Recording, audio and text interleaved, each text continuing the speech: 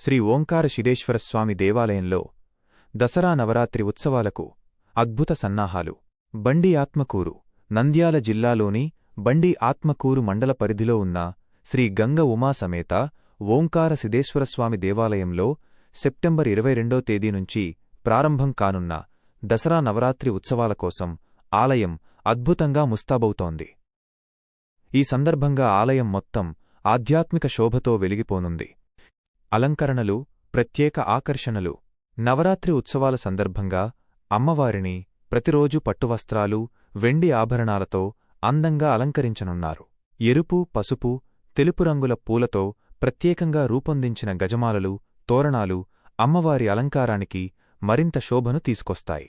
భక్తులను విశేషంగా ఆకట్టుకునేలా ఆలయంలో కూర్మవాహనంపై శ్రీచక్రం ఏర్పాటు చేశారు.